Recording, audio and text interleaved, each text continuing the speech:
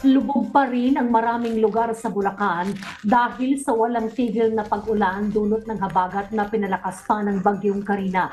May report si Vel Custodio. Vel?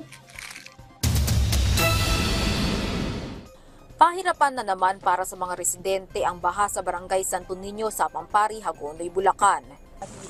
Ay, mahirap. Katulad namin, lalong naghihirap. Malaki tubig.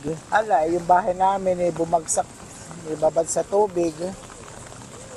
Wala kami mapuntahan nga halos ngayon, maghapon. Lugi rin daw ang kabuhayan ng ilang mga driver ng tricycle. Talaga napakahirap sa aming mga driver ng tricycle na maghahanap buhay pag ganyang malaki tubig tsaka umulan. Pagka kasi binyahin na yung mga tricycle na ganyang kaliliit din sa malaki tubig, ay napakarami nasisirang gamit sa mga tricycle. Malulugi po yung mga naghahanap buhay dito sa mga gastos ng tricycle. Halos talaga hindi na kami makabiyahe. Yung pamilya namin, hindi nga namin alam kung paano namin mabubuhay pagka ganyang sitwasyon. Malapit nang pumantay sa kalsada ang water level ng palaisdaan dahil sa walang tigil na pag-ulan. Pinasok na rin ng baha ang mga paaralan at lubog na rin sa baha ang sementeryo. Ang sasakyan namang ito napaatras na dahil sa lalim ng baha. Ilang mga simbahan din sa Hagonoy ang pinasok ng baha.